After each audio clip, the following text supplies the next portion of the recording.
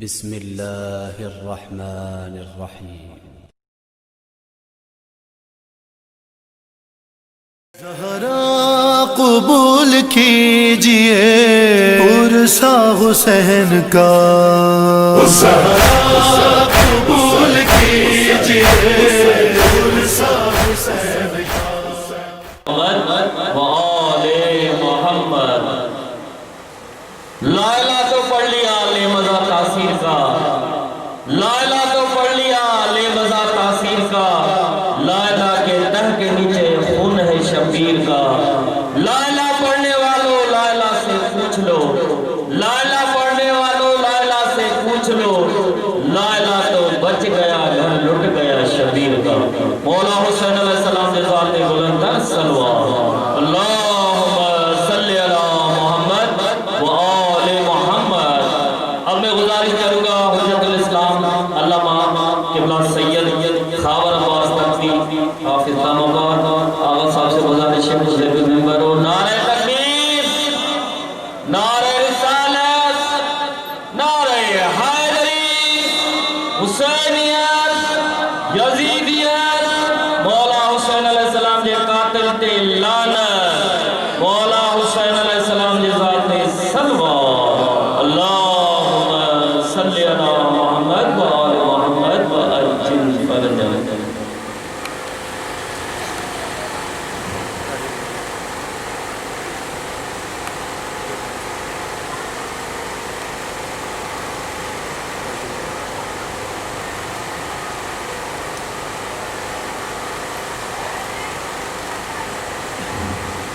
رحم اللہ من قرأ الفاتحہ۔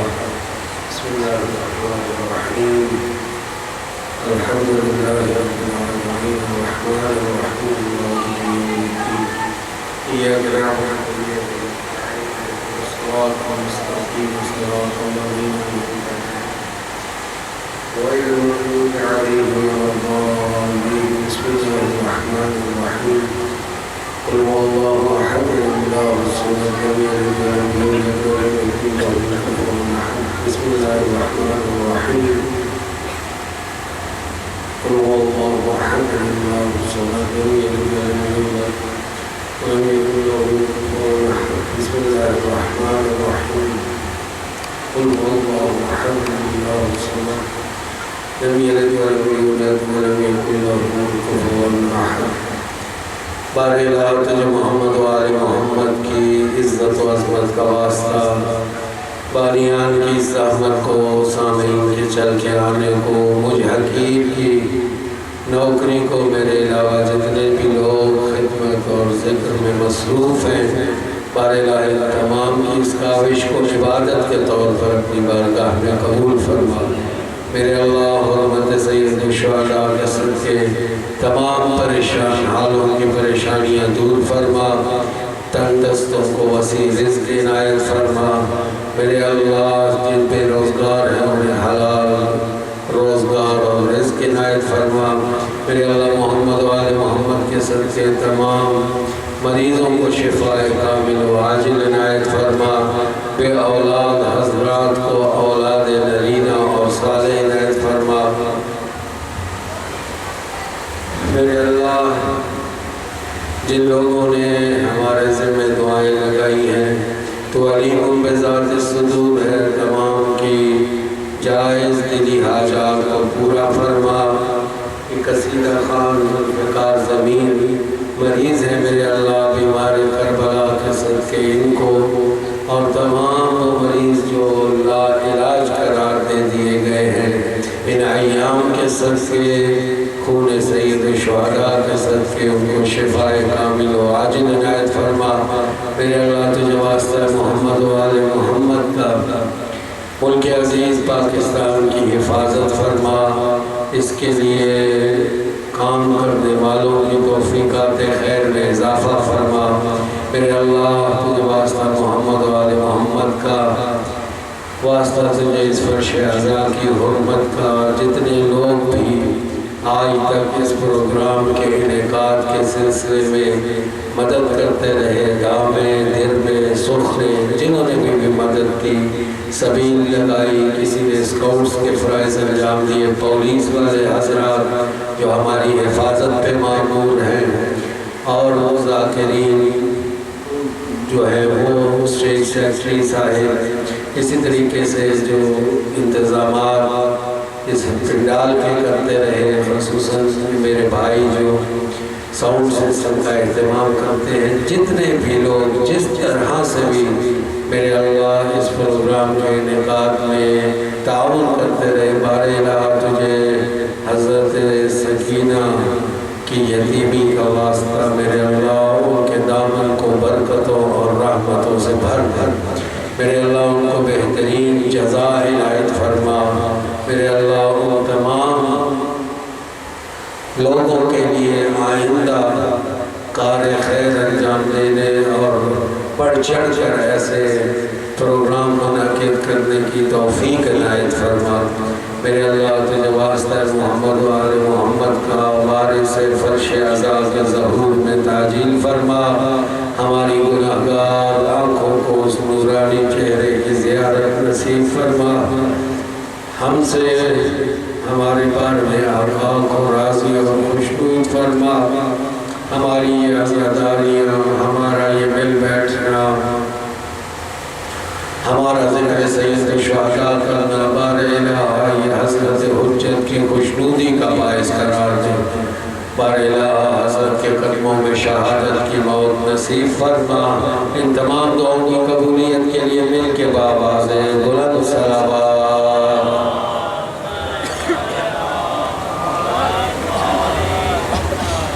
اعوذ باللہ من الشیطان الرجیم، بسم اللہ الرحمن الرحیم، الحمد للہ رب العالمین، والصلاة والسلام علی اشرف الانبیاء والمرسلین، سیدنا و مولانا ابی القاسم محمد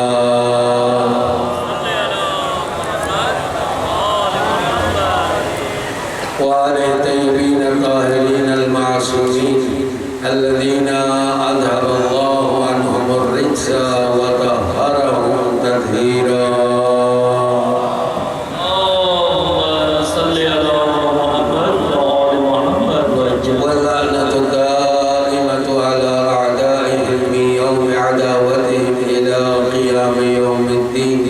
أما بعد، فقال الحكيم في محكم كتابه أفمن يهدي إلى الحق أحق أن يتبع أمن لا يهدي إلا أن يهدى فما لكم كيف تحكمون، بلند صلوات۔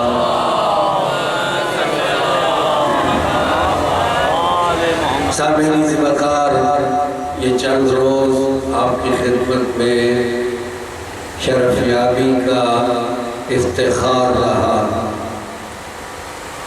اور ان روزوں میں اور ان ایام میں جس قدر ممکن ہو سکا موضوع کے اوپر گفتگو کی کوشش یہ رہی کہ جہاں عقیدتی اعتبار سے ہمارے جوانوں کے اذہان میں عقلی میزان کے اوپر وہ مسئلہ کہ جس مسئلے کی نسبت ہم اپنے برادران اہل سنت سے مختلف نقطہ نظر رکھتے ہیں، ان کو عقلی موازین پر بیان کیا جائے، گرچہ بیان میں کافی کوتاہیاں، کافی خامیاں، کافی کمیاں موجود ہیں، نقائص موجود ہیں کہ انشاءاللہ آپ لوگ اپنی بزرگواری اور شرح صدر کے ذریعے اس کو معاف فرمائیں گے۔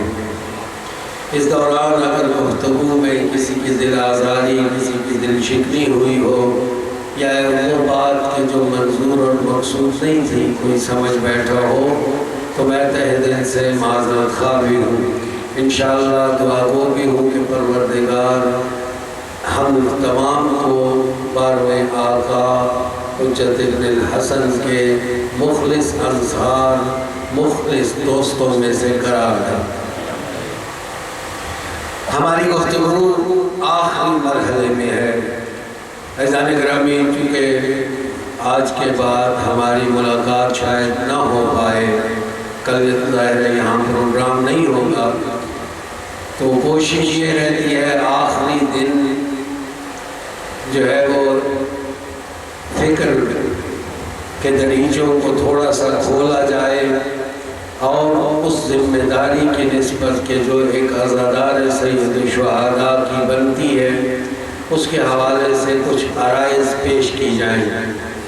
لیکن قبل اس کے کہ ان عرائض کی طرف جاؤں، مقدمتاً یہ بات عرض کرتا چلوں کہ ہم نے ان ایام میں ان وظائف کی نسبت کے جو پیغمبر کے بعد جانشین پیغمبر کو انجام دینے تھے، ہم نے بہترین شخص کے تلاش کے لیے احادیث کے دفاتر، تاریخ کے اوراق کھنگالے اور دیکھا کوئی بھی میدان ہو، چاہے قرآن کی تعلیم کا میدان ہو، چاہے احکام اور سنت کا میدان ہو، چاہے علمی شبہات اور اس کے جوابات کا میدان ہو، چاہے حکومت الہیہ اور اس کے لیے جو اوصاف درکار ہیں ان کا میدان ہو، ہر میدان میں تمام اصحاب نبی صلی اللہ علیہ وآلہ وسلم پر جو شخصیت برتر اور بہتر نظر آتی ہے وہ امیر المومنین علی ابن ابی طالب۔ گرچہ ہم نے پہلے عرض کر دیا تھا کہ ہمارا نقطہ نظر اس حوالے سے ان آیات اور ان روایات کی روشنی میں بالکل واضح ہے کہ جو ببانگ دوحل اعلان کر رہی ہے کہ کوئی بھی ایک ایسا نہیں کہ جس کا مقایسہ علی ابن ابی طالب سے کیا جا سکتا ہو، کوئی ایک بھی ایسا نہیں ہے کہ جو علی کے سوا امت کی ہدایت اور امامت کا حق رکھتا ہو، کیونکہ ہم اس نقطہ نظر کے قائل ہیں کہ میرا مصطفیٰ امت کے لیے بہت پریشان تھا، اور اس پریشانی کے ازالے کی خاطر مصطفیٰ نے اپنی زندگی ہی میں بہترین شخص کا انتخاب کر دیا، جس کے دلائل مفصل اپنی جگہ موجود ہیں، جن کی طرف اشارہ بھی ہو چکا، لیکن پھر بھی ہم نے عقل کی میزان پر ایک اس شخص کی طرح کہ جو معاشرے اسلامی میں موجود تھا، عقل اس سے کس چیز کا تقاضا کرتی تھی، ہم نے یہ دیکھنا شروع کیا کہ بعد از مصطفیٰ کون ہے جو ان وظائف کو بہتر شکل سے انجام دے سکے، اور ہماری عقل ان دفاتر احادیث کی تلاش کے بعد اسی نتیجے پر پہنچتی ہے کہ جز علی ابن ابی طالب نہ تو کوئی قرآن کا عالم ہے، نہ کوئی سنت کا عالم ہے، نہ کوئی علمی شبہات کے جواب دے سکتا ہے، نہ کسی کے اندر رافت علی جیسی ہے، نہ کسی کے اندر محبت علی کے جیسی ہے، نہ کسی کے اندر عدالت علی کے جیسی ہے، اور نہ کسی کے اندر شجاعت علی کے جیسی ہے۔ یعنی ہر باب میں گل صبر علی ابن ابی طالب۔ عزیزان گرامی، برادران اہل سنت کے علماء تین گروہوں میں بٹے ہوئے ہیں۔ افضلیت اصحاب کے عنوان سے، یعنی اصحاب مصطفیٰ میں کون سب سے افضل ہے؟ تین گروہ ہیں۔ پہلا گروہ وہ ہے کہ جو امیر المومنین علی ابن ابی طالب کو تمام اصحاب سے افضل سمجھتے، پہلا جس میں امام خطابی ہے، ابن عساکر ہے، محدث دہلوی ہے، شاہ ولی اللہ محدث دہلوی، ان کے علاوہ سہرانپوری اور بہت سے علماء ہیں کہ جو تمام کے تمام قائل ہے اس چیز کے کہ اگر فضیلت کے اعتبار سے دیکھا جائے، چاہے عمل کا فضل ہو، چاہے نسب کا فضل ہو، چاہے صفات کا فضل ہو، کسی بھی عنوان کا فضل، علی ابن ابی طالب سب اصحاب میں افضل ہے۔ یہ برادران کی کتابوں میں جہاں افضلیت صحابہ کی بحث ہوئی ہے وہاں ان تینوں طبقوں کا ذکر موجود ہے کہ کون سب سے زیادہ افضل ہے۔ دوسرا گروہ وہ ہے کہ جو یہ کہتا ہے کہ خاموش، بھئی یہ بحث نہ کی جائے کون افضل ہے اور کون افضل نہیں ہے، جس میں یہ محی الدین عربی اور اس قسم کے قبیل کے کافی علماء شامل ہیں کہ جو خاموشی کو ہی پسند کرتے ہیں اس کو۔ اور تیسرا وہ گروہ ہے کہ جو یہ کہتا نظر آتا ہے کہ جیسے خلفاء کی ترتیب ہے ویسے ہی افضلیت بھی ہے، یعنی پہلے خلیفہ سب سے افضل، دوسرے خلیفہ ان کے بعد، تیسرے خلیفہ، یہاں پھر وہ دو گروہوں میں تقسیم ہو جاتے ہیں۔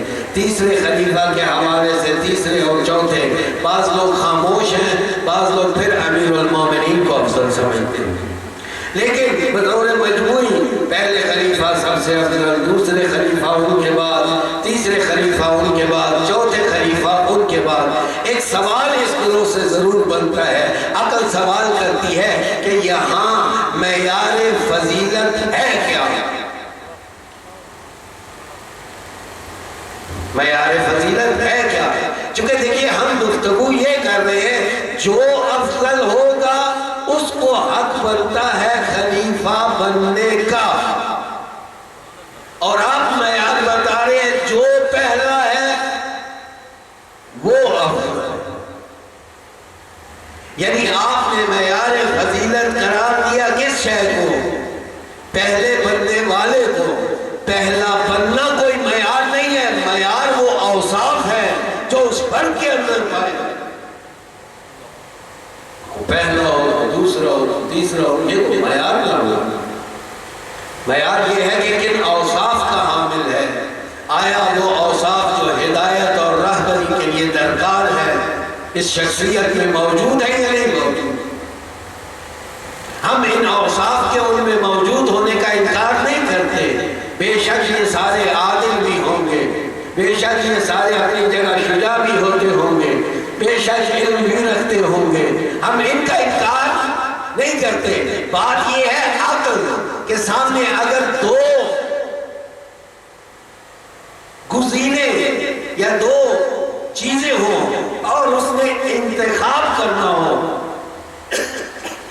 سلوات پڑھیں محمد وآل محمد وعجل فرج، اگر اس نے انتخاب کرنا ہو تو وہ کس کو انتخاب کرے گا؟ ہم نے پانی کے گلاس کی مثال پہلے دے چکے ہیں کہ پانی کے اگر دو گلاس ہیں، ایک وہ جو پاک ہے اور اس میں پانی ہے، ایک وہ جو نجس تھا پاک کر کے پانی ڈالا گیا، آپ کس میں سے پانی پینا پسند کریں گے؟ عقل کیا جواب دیتی ہے؟ وہ جو شروع سے پاک ہے، یعنی عقل کہتی ہے جب بہتر موجود ہے تو کیوں کسی دوسرے کو موقع دیا جائے؟ چونکہ ویسے بھی مثلا ایک شخص، دو اشخاص ہیں، ایک شخص ہے کہ جس کو جو افضل ہے، ایک تھوڑا پستر ہے، یہ بتائیے کہ اتباع کرنے میں آسانی لوگوں کو کس کی ہوگی؟ وہ جو پہلے گلاس کی طرح ہے یعنی شروع سے پاک، یا وہ جو نہیں برعکس ہے؟ ظاہر عقل کہتی ہے کہ جو شخص افضل ہے اس کی بات ماننے کو زیادہ دل کرے گا۔ اب میں بھی یہاں پہ بیٹھا ہوں، قبلہ حیدر علی جوادی صاحب بھی یہاں آ جائے، آپ میری بات سنیں گے حیدر علی جوادی صاحب کی؟ ظاہر ہے ان کی سنیں گے، میری کیوں سننی ہے؟ جب میرے سے بہتر موجود ہے تو میری بات کرنے کی گنجائش نہیں بنتی۔ آپ ان کی بات کی طرف سارے کان دھریں گے، میری یہ انسان کی طبیعت ہے کہ وہ افضل کے ہوتے ہوئے، بہتر کے ہوتے ہوئے کمتر کی بات نہیں مانتا ہے۔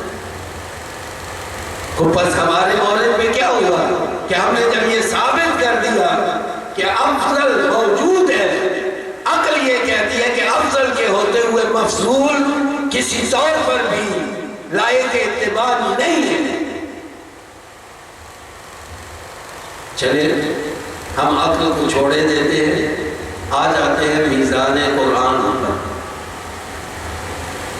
چونکہ قرآن وحی کے ذریعے ہماری ہدایت اور رہنمائی کرتا ہے، تو قرآن مجید ہمارے برادران اہل سنت کا نظریہ ہے کہ افضل اگر معاشرے میں موجود ہو تو افضل کے ہوتے ہوئے مفضول، یعنی جو افضل نہیں ہے، ایک ہے افضل اور ایک ہے مفضول، جوادی صاحب اگر یہاں بیٹھے ہوں، حیدر علی جوادی صاحب، تو وہ ہیں افضل میں ہوں، بولے نا ساتھ دیں تھوڑا سا، وہ ہے افضل میں ہوں مفضول، ان کے ہوتے ہوئے میری بات کوئی حیثیت نہیں رکھتی، وہ جب ہے تو ان کی بات حیثیت رکھتی ہے.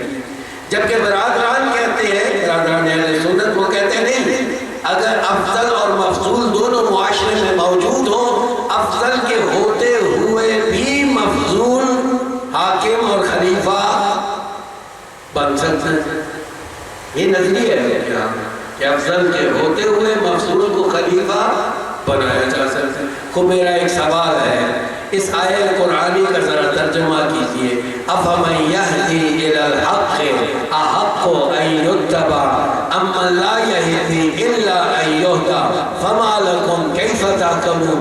دیکھو وہ شخص کی جو ہدایت کرتا ہے وہ زیادہ حقدار ہے کہ اس کی پیروی کی جائے یا ایسے کی پیروی کی جائے کہ جس کی جب تک ہدایت نہ کی جائے اسے ہدایت خود ملتی نہیں.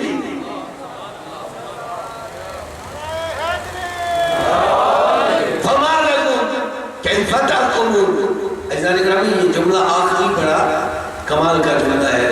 خدا بندے متعال کو آیا اس سوال کا جواب نہیں پتا تھا، پتہ ہے نا، وہ آپ سے سوال پوچھ رہے ہیں. قرآن مجید میں جگہ جگہ ایسا استفہام ہے، استفہام تقریری، یعنی تائید لینا چاہتا ہے اللہ. اللہ آپ کی عقل کو مخاطب کر کے کہتا ہے یہ جو بات میں کر رہا ہوں اسے تو تیری عقل خود سمجھتی ہے. اب وہ بات کہ جسے تیری عقل خود سمجھتی ہے اور مانتی ہے، قبول کرتی ہے، اس کو تو چھوڑ کے مفضول کو افضل کی جگہ بٹھائے تو کیا ہو گیا تیری عقل کو؟ یعنی توبیخ بھی کر رہا ہے. کیا ہو گیا؟ فَمَا لَكُمْ كَيْفَ تَحْكُمُونَ. کیسا حکم لگا رہے ہیں، کیسی بات کر رہے ہیں. بس بڑا واضح ہے ایزان گرامی، لیکن ایک بات اور بھی عرض کرتا چلتا. بس علی جیسے حاکم، علی جیسے صحابی کا حق ہے کہ وہ وارث اور جانشین مصطفیٰ بنے. لیکن ایک سوال کروں، کیوں امیر المومنین جانشین مصطفیٰ نہیں بن سکتے؟ کیوں حسن مجتبی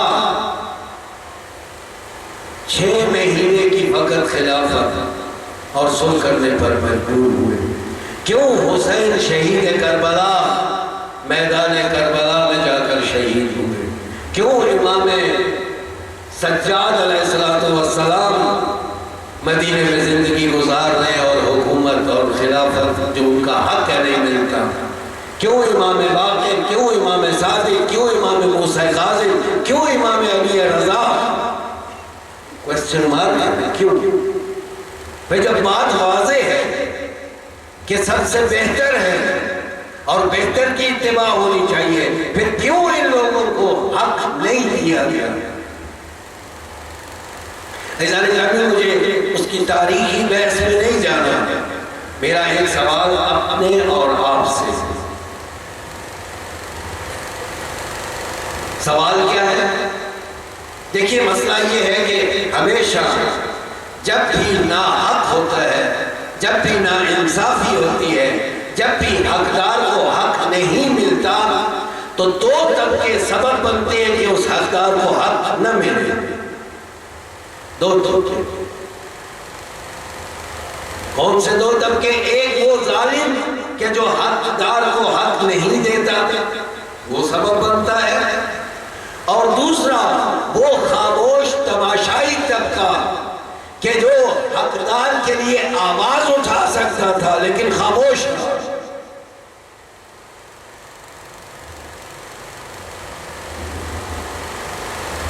خاموش تماشائی طبقہ نہایت خطرناک ہے. ایزان گرامی، یہ جو ظلم ہے نا، یہ چکی کے 2 پارٹ رکھتا ہے.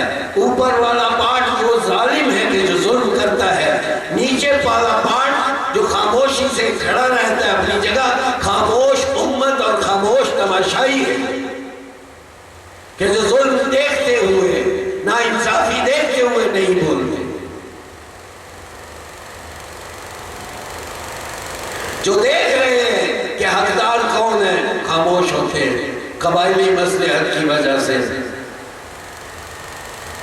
اس قتل کی وجہ سے، اس نفرت کی وجہ سے جو اسلام کی خاطر علی کی تلوار نے ان کے آباء و اجداد کے کیے. عزیزان گرامی، یہ فقط وہاں تک محدود نہیں ہے بلکہ یہ سلسلہ آگے چلتا ہے. امت کی بے وفائی، امت کا میدان میں حاضر نہ ہونا، یہ وجہ بنی کہ خلافت اموی ہو یا خلافت عباسی، ان کا ظلم کرنے کا موقع ملا ہے. اگر ہم خاموش تماشائی نہ بنتے یہ کام قتل نہیں ہونا تھا. ہم خاموش تماشائی بنے، ہم یعنی امت اور اپنا تمام ائمہ اس مشکل کا رونا روتے رہے. ان کے کلمات میں موجود ہیں یہ باتیں. چنانچہ امیر المومنین علی ابن ابی طالب جب حق اور ناانصافی ہوئی، حق نہیں ملا، جو ان کا بنتا تھا وظیفہ وہ نہیں ملا، امیر المومنین علی ابن ابی طالب امت کو خطاب کر کے کہتے ہیں کہ میں نے اپنے ارد گرد دیکھا کہ کون ہے جو میرا ساتھ دے. میں نے کسی کو سوائے اپنے اہل بیت کے پایا ہی نہیں کہ جس کی مدد کے سہارے میں آواز اٹھاؤں اپنی. ایک سلوات پڑھے آپ محمد اللہم صلی علی محمد و آل محمد. معذرت ایک ہے وہ اگر تھوڑی سی مہربانی کریں، ایک دفعہ کھڑے ہو کے ایک ایک قدم سب آگے آ جائیں سلوات پڑھتے ہوئے محمد والے. بسم اللہ بسم اللہ. کھڑے ہو سارے ایک ایک قدم آگے آ جائیں. ایک ایک دو کر لیں تو بھی کوئی حرج نہیں ہے. اگر جگہ نظر آ رہی ہے تو آ جائیں. آپ لوگ بھی سمٹ جائیں تھوڑے تاکہ اور لوگوں کے لیے جگہ بن جائے. سلوات پڑھتے رہے جب تک بیٹھتے نہیں. اللہم صلی علی. آ جائیں اس سے آ جائیں، جگہ ہے ادھر آگے آ جائیں. یہاں جگہ ہے. میرے میزبان ادھر آ جائیں، ادھر آ جائیں، سارے ادھر آ جاؤ. آپ کو وہ دیکھ کے دیں گے ٹکڑا زمین کا. آ جائیں آگے آ جائیں. دوسروں کو آنے والوں کو جگہ مل سکتے. سلوات پڑھیں محمد و آل محمد.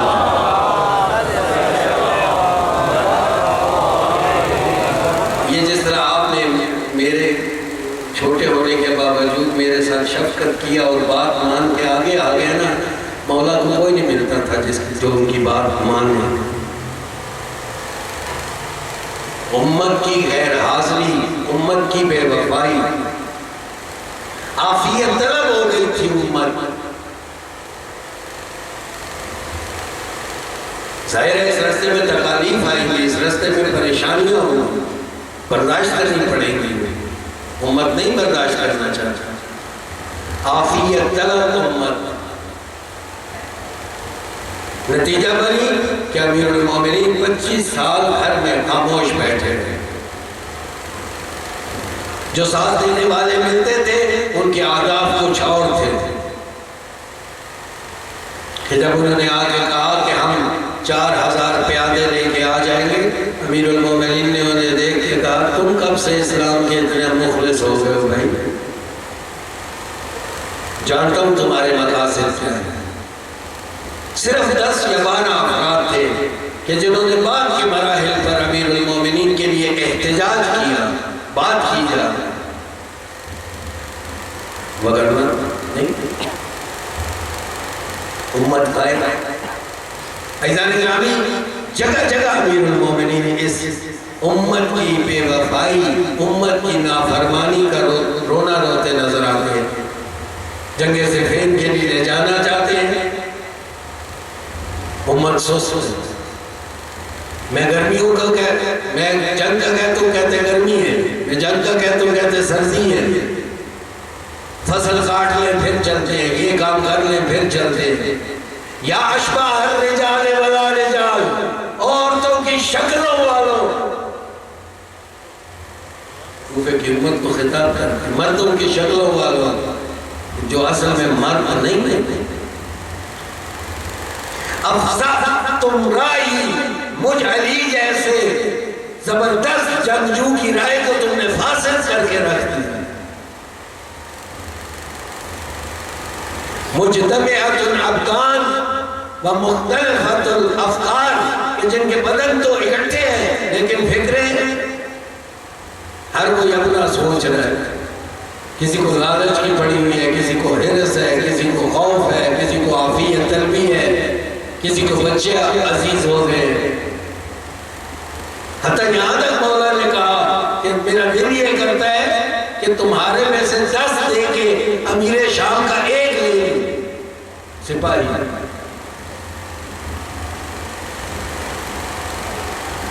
سنتے نہیں تھے لوگ، امت نہیں سنتی، امت بے وفا ہو جاتی ہے.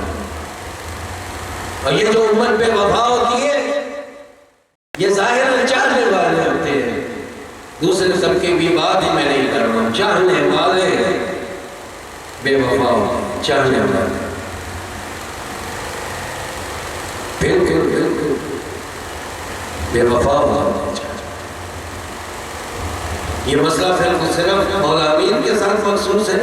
مولا حسن مجتبی کیوں صلح کرنے پر مجبور ہو گئے؟ ساتھ دینے والوں کی حالت یہ تھی کہ جناب امام حسن کے سپہ سالار عبید اللہ بن عباس 4000 کے لشکر کے ساتھ امیر شام کی فوج میں شامل ہو جاتے ہیں. جنہیں امام سپہ سالار بنا کر بھیجتا ہے وہی خیانت کر جاتا ہے.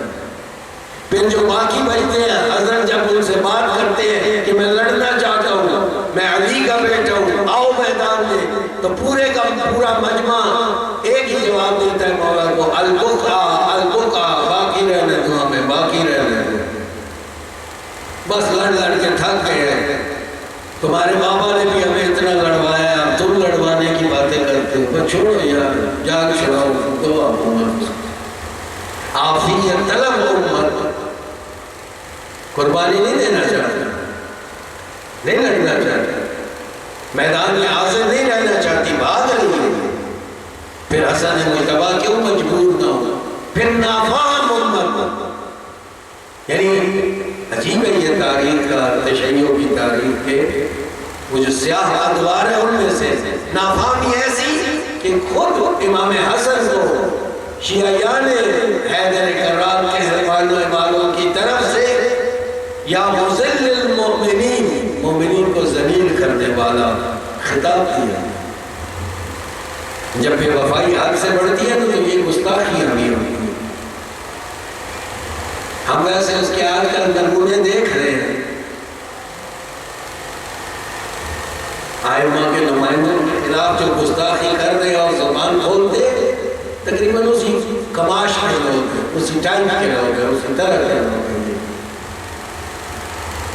عزیزان گرامی، امام سید الساجدین خود فرماتے ہیں ما بمکۃ و مدینہ 20 رجلا یحبنا. کسی نے پوچھا نا مولا اتنے قیام ہو رہے ہیں، واقعہ حلوہ ہوا ہے، فلاں قیام ہے، آپ بھی اٹھے اور قیام کرے حکومت کے لیے. حضرت نے فرمایا مکہ اور مدینہ میں 20 ایسے بندے نہیں ہیں جو ہم سے محبت کرتے ہوئے. سب دھوکے بازی ہے، زمین خالی کر دیں گے. ان پہ اعتبار کر کے میدان میں نہیں جایا جا سکتا. ظاہری طور پر تو یہ محبت کے دعوے کرتے نظر آتے ہیں، لیکن ان کے باطن میں وہ پائیداری، وہ استقامت کہ جو حافظ بن شبیب شاکری میں ہے، جو زہیر میں ہے، جو خباب بن الارد میں ہے، جو عمار میں ہے، جو مالک اشتر میں ہے، نہیں ہے. کم ہے ایسے مالک جیسے جس کے بارے میں امیر المومنین گریا کرتے نظر آتے ہیں. مالک وما ادراک مل مالک، مالک اور تم کیا جانو مالک چیز کیا تھی. لو کان جبلا لکان صلدا، اگر پہاڑ ہوتا اس قدر سخت چٹان ہوتی کہ کوئی چیز توڑ ہی نہ سکتی. ایسی چٹان کا نام ہے مالک. یہ بھی کردار موجود ہے تاریخی. عمار جیسے این اخوانی الذین رکبوا علی الطریق، مولا کوفے میں بیٹھے ہوئے اور ممبر کے پاس ایسے بیٹھے بیٹھے یہ امت کی بے وفائی دیکھی نا مولا علی نے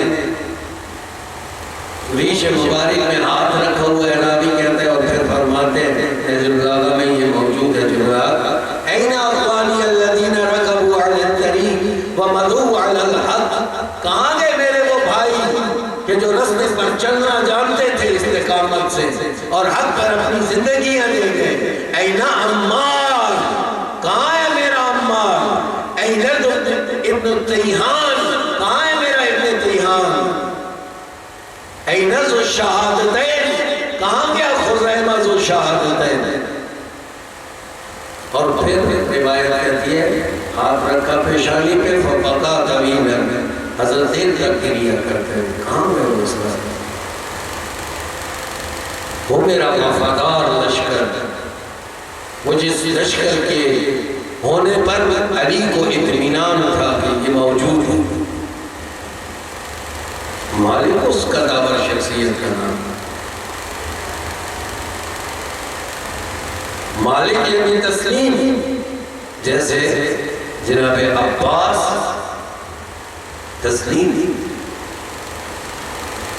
عزیزان گرامی جیسے مصطفیٰ کی ذات کے لیے وہ سورج کی حیثیت رکھتے تھے تو علی ان کے چاند تھے، ویسے ہی علی کے چاند مالک اشتر تھے، جہاں ہوتے علی صاحب مالک اشتر صاحب، خود حضرت نے فرمایا نا مالک میرے لیے ایسے ہے جیسے میں رسول خدا کے لیے تھا، مالک میرے لیے حیثیت رکھتے ہیں، امت خالی کر دیتی ہے میدان، امام سجاد فرماتے ہیں 20 بندے بھی نہیں ہیں، ایزان گرامی عجیب ہے، امام محمد باقر اور امام محمد صادق کے پاس 4000 تعداد بتائی جاتی ہے طالب علموں کی، سندیں لینے پہنچے ہوتے ہیں، ڈگریاں لینے گئے ہوتے ہیں، لیکن جب وقت آتا ہے تو کوئی میدان میں نہیں آتا، ڈگریاں لینے والے امام صادق سے بہت تھے، لیکن وہی امام صادق ایک دفعہ سنیر سلافی یہ امام کا صحابی ہے، مولا سے کہا جب مولا آپ کے تو ماشاءاللہ اتنے شاگرد ہیں، بسم اللہ کیجئے اٹھئے، مولا سنیر سلافی کو لے کے بیابان کی طرف نکلے اور بھیڑوں کا ایک ریوڑ تھا، اس ریوڑ میں سے کچھ بچے علیحدہ اترتے تھے، کہتے ہیں سلافی کو گن یہ کتنے ہیں؟ جناب سلافی نے جب وہ گنے تو وہ 17 تھے، مولا فرماتے اتنے بھی میرے سچے صحابی نہیں ہیں کہ جنہیں جان مانگوں جان دے، مال مانگوں مال دے، زندگیاں مانگوں زندگیاں دے، چال چلن کا کہوں اس چال چلن پر پکے رہے، کہاں مانگوں نہیں، یہ امت غائب ہے۔ مولا امام موسیٰ کاظم کتنے سال زندان میں قید رہے ہیں؟ 14 سال، 4 مرتبہ مختلف زندان ہوئے، 14 سال امام آپ کا زندان میں رہا، لیکن 14 سال میں تشیع نے ایک تحریک بھی نہیں چلائی اپنے امام کو رہا کرنے کے لیے۔ امت غائب ہے، سارے گھروں میں عافیت طلبی، امت کے در شیعہ کہاں تھا؟ حالا مخلص لوگ ہوں گے، انکار نہیں ہے، لیکن اکثریت کی حالت یہ ہے کہ عافیت طلب ہے، اکثریت کی حالت یہ ہے بچنا چاہتے ہیں، اکثریت کی حالت یہ ہے لالچی ہے، اکثریت کی حالت یہ ہے خوفزدہ ہے، آواز نہیں اٹھا سکتے۔ امام رضا علیہ السلام کو اسی مدینے سے جبری طور پر لے کے جایا جاتا ہے، مر کی جانب۔ کوئی احتجاج مدینے میں سنا آپ نے کہ لوگوں نے آگے راستہ روک لیا، نہیں مولا نہیں جانے دے، کہاں تھے بھائی؟ وہ کیسے لے کے جاتا اگر پورا مدینہ کھڑا ہو جاتا کہ نہیں جانے دے؟ کوئی لے کے جا سکتا تھا؟ کہاں تھے روکنے میں؟ امام حسن عسکری کی تو یہ حالت ہے کہ حضرت اپنے فرزند کا نام اپنے شیعوں سے چھپا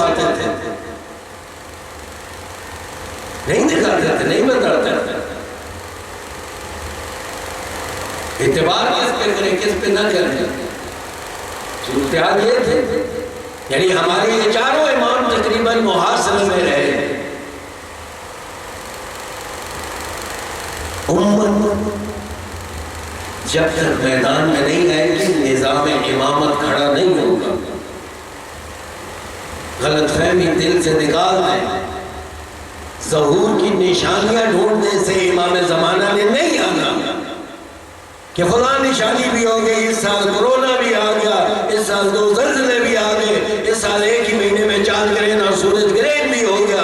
یہ جتنی نشانیاں ڈھونڈتے رہو، کبھی ان سے ظہور نہیں ہونا۔ ظہور تب ہونا ہے جب شرائط پوری ہوگی، اور شرائط میں سے پہلی شرط امت تیار ہو کے اٹھے، امت کے اندر تڑپ ہو کہ مولا آئے، فرش عزا کے وارث آ۔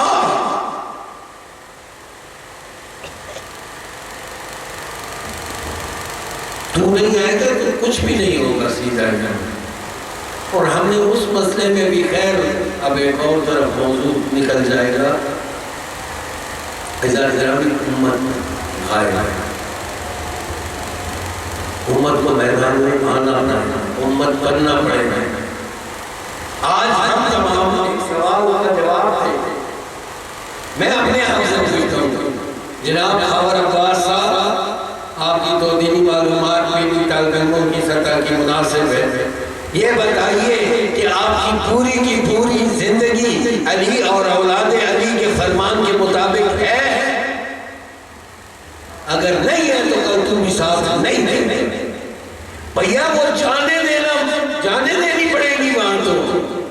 تو اپنی صبح و رات کی روٹین نہیں بدل سکتا اپنے مولا کی خاطر، تو جان کیسے دے سکتا؟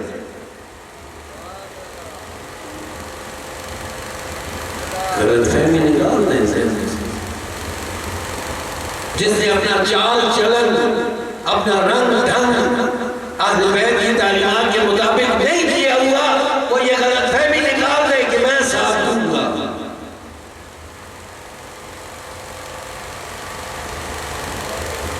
ظاہر ہے جب عشق اندر آ جاتا ہے تو بے قرار کر دیتا ہے، وہ خود بخود باہر ظاہر ہوتا ہے۔ عشق ہی نہیں ہے، بس روٹین ہے، 10 محرم کے اکٹھے ہونا ہے، وہاں بیٹھنا ہے، جا کے مجلس سننی ہے، مضمومیت سن کے آنسو بہانے ہیں۔ جی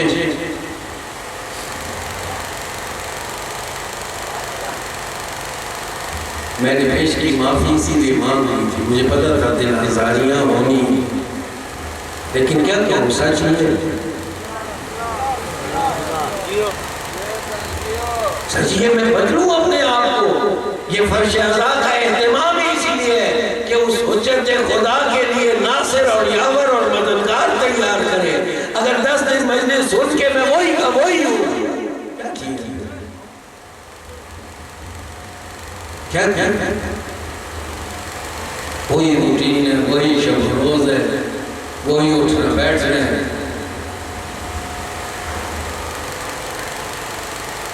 ایزان گرامی، محبت کا دعویٰ کرنے والے تاریخ پوری بھری بھری ہے، بہت تھے۔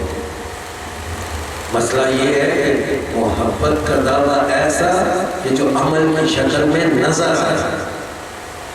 اگر عمل نہیں ہے ویسا جیسے محبت کا دعویٰ کیا جا رہا ہے تو اپنے آپ کو دھوکہ دے دیں۔ اپنے آپ کو دھوکہ دے دیں، نہ دے دھوکہ۔ وہ کریم ہے، وہ دروازے کھولے بیٹھے ہیں، کوئی آئے تو صحیح، کوئی ارادہ تو کرے یار میں بدلنے، اور پھر سید الشہداء کو پکارے، پھر مشکل کشا کو پکارے کہ مشکل کشا اب تک جو ہوا بدلے، میری مدد کرے اس کا۔ ان سے گھر کا آٹا نہ پورا کروائیں، ان سے بچوں کو نوکریاں نہ دلوائیں، ان سے فقط اپنے مریض ٹھیک نہ کروائیں، بلکہ ان سے اپنی اصلاح کروائیں۔ وہ ہادی ہے، ہدایت کے لیے آئے ہیں، وہ ہماری دنیا بنانے اور آباد کرنے کے لیے نہیں آئے۔ ان کی خود دنیا کی حالت عجیب تھی، رنگین یستویش من الدنیا و زہرتها، دنیا اور اس کی رنگینیوں سے دور تھے. اس کا مطلب قطن یہ نہیں ہے دنیا آباد نہ کرے وہ ایک علیحدہ موضوع. بھرپور دنیا آباد کرے، آباد کر کے بتائے. تشیع معیشت کے حوالے سے طاقتور ہو، تشیع علم کے حوالے سے طاقتور ہو، تشیع نظم کے حوالے سے طاقتور ہو. ہمیں کوئی دوسرا ہاتھ ڈالتے ہوئے پریشان ہو کہ نہیں، ان کی ایک آواز گونجے گی اور یہ سب کے سب مکھیوں کی طرح اکٹھا ہو جائے گا. اچھا وہ ساری چیزیں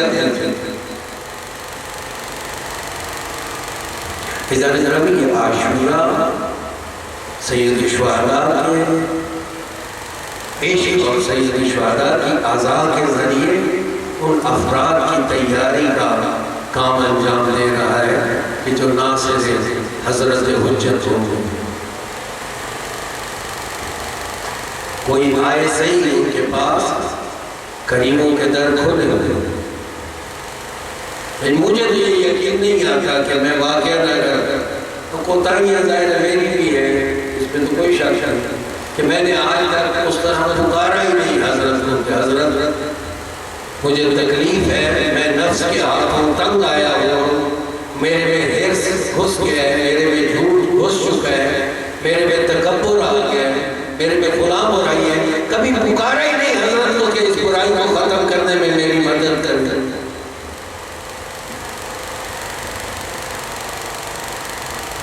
ایزان گرامی اس درد میں تڑپے جو درد سید الشہداء کے سینے میں تھا، جو درد امیر المومنین علی کے سینے میں تھا. ان پر ہونے والے ظلم پر تڑپے وہ درست، لیکن اصل میں اس درد کے لیے تڑپے جس درد کے لیے سید الشہداء نے یہ ظلم سہا.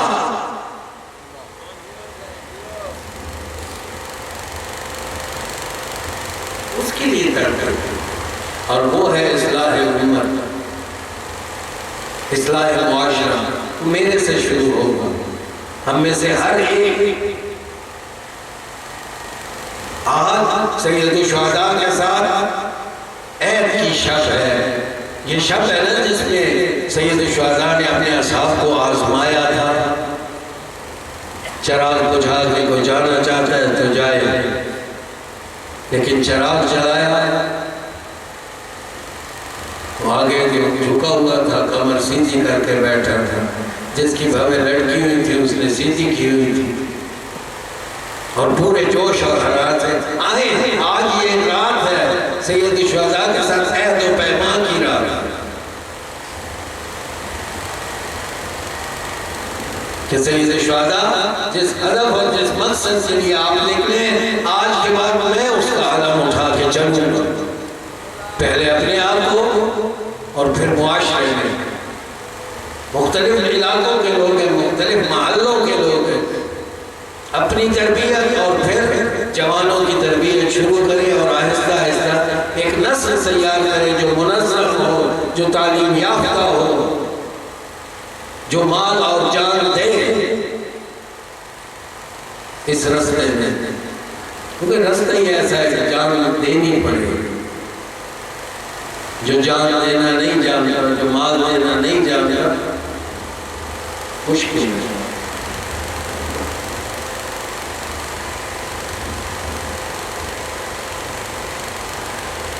آج شب عہد ہے، تجدید ہے.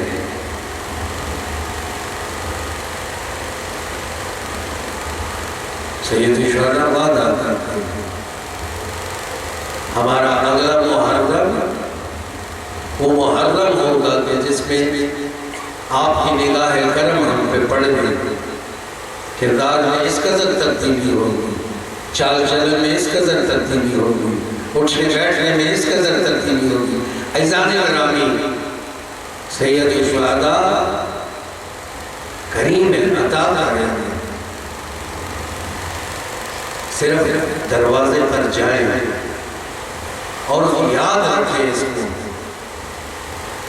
فقط سید الشہداء کی مظلومیت پر نہ روئیں، بلکہ سید الشہداء کے ہدف کے پورا نہ ہونے کا درد لے کے روئیں اور اس ہدف کو پورا کرنے کے لیے کام کریں معاشرے میں۔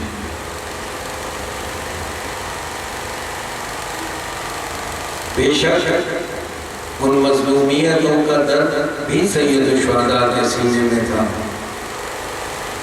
لیکن اصل درد جو سید الشہداء کے سینے میں تھا وہ یہ کہ اللہ کے احکام پامال ہو رہے ہیں۔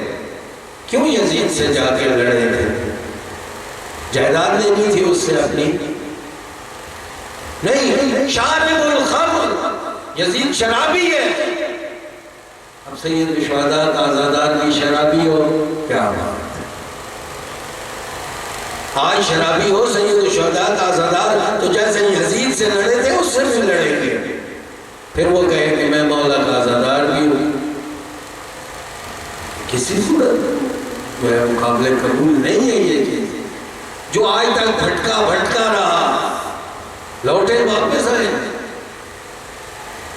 وہ احکام الہی کو پامال کرتا تھا، سید الشہداء نے اس لیے قیام کیا۔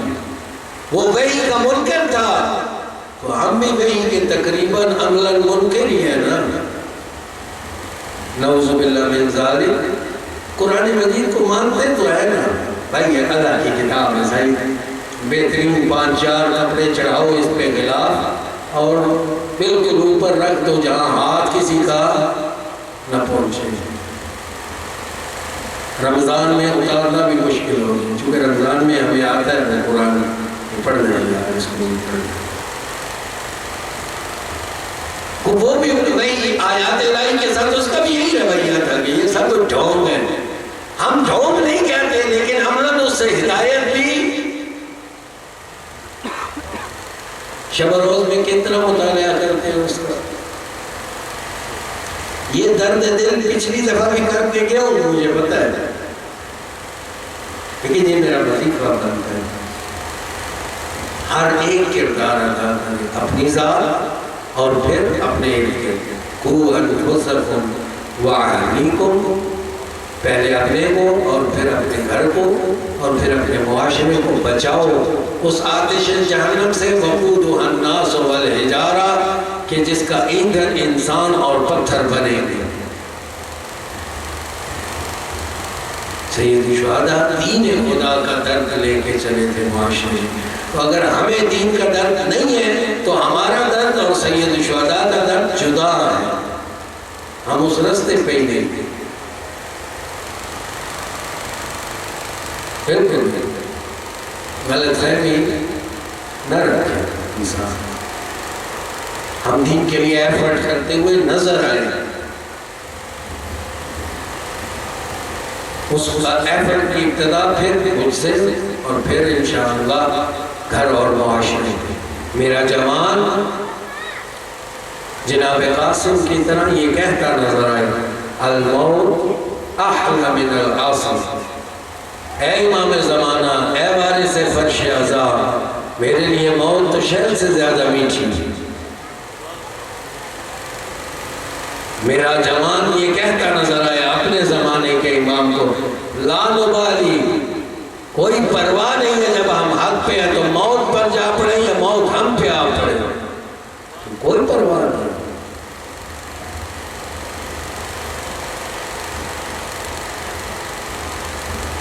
عزیزان گرامی کو کریم نوازنا جانتے، صرف ہم نے ان سے نوازش لینی ہے۔ دروازہ ان کا کھلا ہوا ہے، یہ فرش عزا، یہ دروازہ سید الشہداء ہے، یہاں بیٹھے آئے، سید الشہداء سے درخواست کریں، مولا مدد فرمائیں۔ عزیزان گرامی، ایک گاؤں سے ایک قافلہ چھوٹا سا زیارت سید الشہداء کے لیے گیا۔ اللہ تعالیٰ جو زیارت کر چکے ان کی قبول فرمائے، جو نہیں کر چکے ہر ایک کو ایک دفعہ ضرور کربلا کے اس میدان میں لے کے جائے جہاں حسین اور غازی عباس اپنے تمام ساتھ ساتھیوں کے ساتھ سو رہے ہیں۔ خدا سب کو توفیق عطا۔ روایات بڑی شدید ہے زیارت کے حوالے سے۔ مولا امام صادق کے ایک صحابی ہیں معاویہ بجلی، ان کو حضرت فرماتے ہیں اور اس میں یعنی قرض لے کے بھی اگر جانا پڑے جاؤ، سید الشہداء کی زیارت کے لیے ضرور جاؤ، چونکہ بامعرفت ہو کے جب اس زیارت پہ جاؤ گے سید الشہداء نے بدلنا ہے آپ کو۔ ایک گاؤں سے ایک قافلہ سید الشہداء کی زیارت کے لیے گیا۔ یہ جس دن پہنچے وہ دن جمعرات کا تھا، شب جمعہ، شب مغفرت، شب زیارت سید الشہداء۔ یہ وہ دن ہے کہ جس دن ملائکہ اللہ سے اجازت مانگتے ہیں، اے بار الہ توفیق عطا فرما، اجازت دے ہمیں کہ ہم زیارت سید الشہداء کو جا سکیں۔ روایات میں ہیں تمام آئمہ علیہ السلام اس دن زیارت سید الشہداء کو آتے ہیں، ملائکہ آتے ہیں، رسول خدا تشریف لاتے ہیں۔ شب جمعہ ایسا ہے، جمعرات جو ہے وہ ایسے ہے کہ تمام کے تمام آئمہ وہاں اکٹھے ہوتے ہیں۔ شب جمعہ جب یہ قافلہ وہاں پہ پہنچا،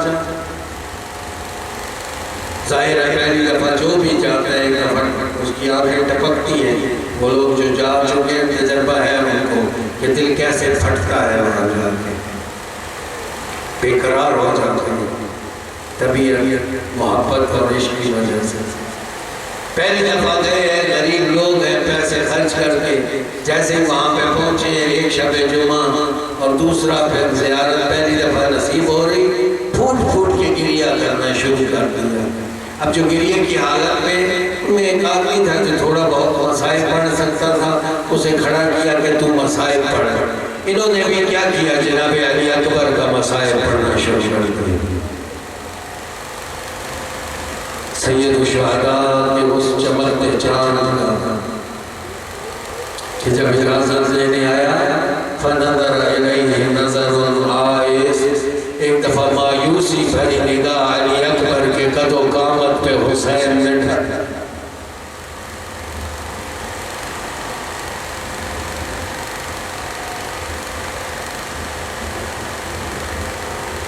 علی اکبر کا مسائل پڑھا، جب پڑھ چکا بہت گریہ اور زاری ہوئی، بہت گریہ اور زاری، گریہ اور زاری ہو چکی۔ یہ لوگ اپنے مہمان خانے میں پہنچ گئے۔ جب مہمان خانے میں پہنچے، رات کو سوئے ہوئے تو تمام قافلے کو خواب میں سید الشہداء آئے۔ سید الشہداء آئے اور مخاطب کر کے کہتے ہیں، سلام کرتے ہیں۔ انہوں نے پوچھا مولا کیسے زحمت فرمائی تشریف لائے ہیں؟ سید الشہداء کہتے ہیں 3 وجہ ہے جس کی وجہ سے میں آیا ہوں۔ ایک تو یہ میرا کوئی بھی زائر جب میرے پاس آتا ہے نا تو میں اس کی ملاقات کے لیے اس کے پاس ضرور جاتا ہوں۔ اب یہ باشعور لوگ جو ہے وہ محسوس کرتے ہیں اس ملاقات کو، ہمارے ساتھ بھی ویسے ہی روٹین۔ میرا جو زائر میرے پاس آتا ہے میں اس کے پاس زیارت کے لیے جاتا ہوں۔ دوسری وجہ یہ کہ تمہارے گاؤں میں امام بارگاہ کا جو فلاں خادم ہے نا، اس کو میرا سلام عرض کرنا، وہ جو جھاڑو لگاتا ہے، وہ جو جوتیاں سیدھی کرتا ہے، وہ میرے گھر کا خیال رکھنے والا، اس کو میرا سلام ہے۔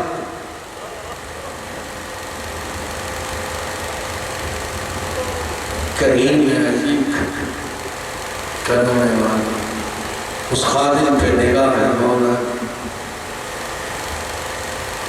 اسے میرا سلام عرض کرنا۔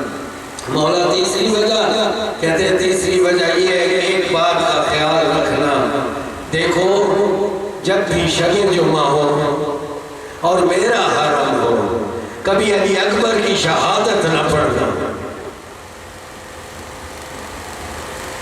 کہتے ہیں مولا ہم نے تو سن رکھا ہے کہ آپ کو جناب علی اکبر کی شہادت بڑی پسند ہے کہ کوئی پڑھے اور آپ کے دل کو سکون اور تسلی ہوتی ہے، یہ کیا کہا؟ ہاں پڑھو، شب جمعہ پڑھو، علی اکبر کی شہادت پڑھو، لیکن میرے حرم میں نہ پڑھو۔ کہا مولا وہ کیوں؟ آپ کے حرم میں کیوں نہ پڑھے؟ کہا اس وجہ سے کہ شب جمعہ میری ماں زہرا میرے حرم میری ماں زہرا میرے حرم میں ہوتی ہے. جب سے تم نے شہادت پڑھی ہے مسلسل گریہ کر رہی ہے اور تھوڑی تھوڑی دیر بعد مجھ سے یہی پوچھتی ہے جوان کا لاشا کیسے اٹھا ہے.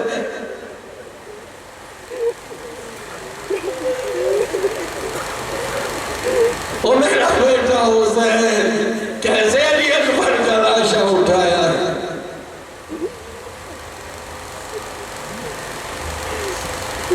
عزیزان گرامی یہ وہ شہید ہے کہ جسے 4 افراد سے اجازت لینی پڑی. پہلے اجازت لینے کے بعد لیے بابا کے پاس آئے.